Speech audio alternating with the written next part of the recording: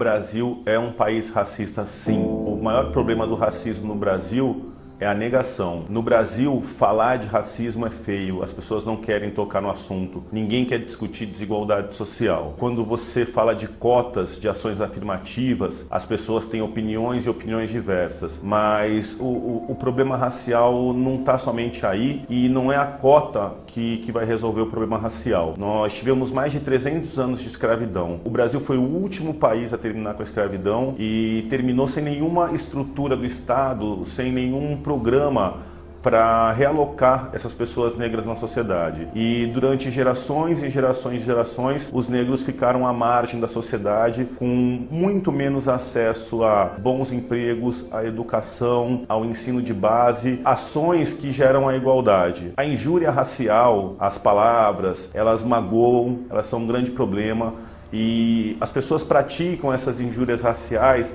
sem ter consciência do que elas estão falando. Tem uma música do Jorge Aragão que fala: se preto de alma branca para você é um exemplo da dignidade, para nós negros nos machuca e nos faz sofrer. Muitas vezes eu fui apresentado em lugares: olha, esse aqui é o da Cunha, ele é delegado de polícia, esse aqui é um preto de alma branca. Eu nunca repudiei, nunca falei nada, nem me sinto vitimizado, mas assim, aquela pessoa cresceu ouvindo injúrias raciais e ela continua propagando sem saber que aquilo machuca o irmão dela. 50% do país é negro. A maior desigualdade racial do Brasil não está nessas injúrias raciais, nessas palavras.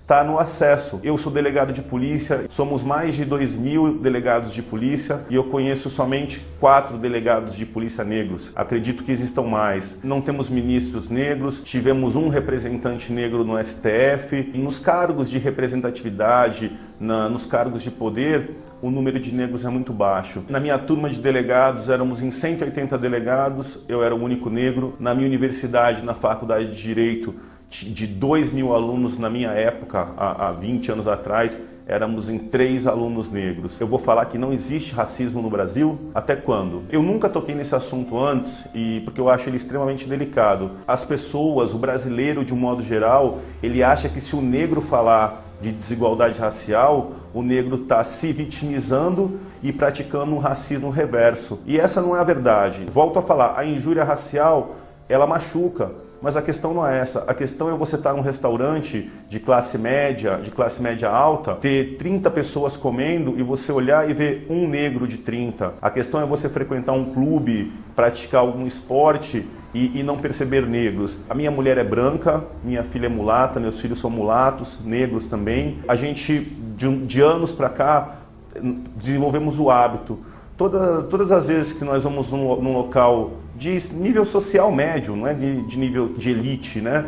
Nós procuramos contar e ver quantos negros tem no ambiente. A resposta é sempre a mesma. Eu sou o único ou tem mais um? O que eu acho importante, dentro agora do Dia da Consciência Negra, não é a gente tentar resolver o problema de uma vez só. Eu só queria que as pessoas pensassem, que as pessoas refletissem. Essa injúria racial. Eu gostaria de educação de base. Está na hora de lá no ensino, na creche, no Fundamental 1, no Fundamental 2, até o ensino médio, os excluídos, negros, entre outras classes excluídas, terem direito à educação de base e conseguirem concorrer pela vaga de medicina da USP. O negro, ele não quer a vaga de medicina da USP na cota. A grande maioria dos negros não quer isso. Ele quer ter condições de competir. E o que mais me machuca, a parte mais delicada, os negros não gostam de falar da desigualdade racial porque, tirando os próprios negros, o restante do Brasil nega. Então, quanto mais você vence na vida, minha mãe é semi-analfabeta, meu pai é semi-analfabeto, eu passei pelo judô, pelo esporte, passei pelo exército, fui oficial do exército,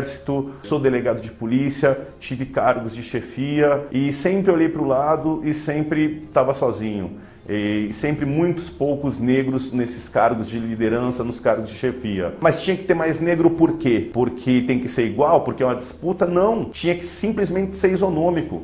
Tinha que ser automático. Se metade da população é negra, por que o negro está sempre na favela e na elite, nas lideranças o negro não está? Isso por si só mostra a desigualdade racial, sabe? E isso vem de um processo de abolição da escravatura desestruturado. Eu não estou aqui para fazer propaganda, falar assim, Da Cunha, por que você demorou tanto para falar disso? Porque eu nunca me senti à vontade, porque talvez a mensagem que eu queria passar, ela não fosse tão forte se eu não tivesse me destacado socialmente, se eu não fosse delegado de polícia negro, né? E eu passo essa mensagem para negros, para brancos, para todos.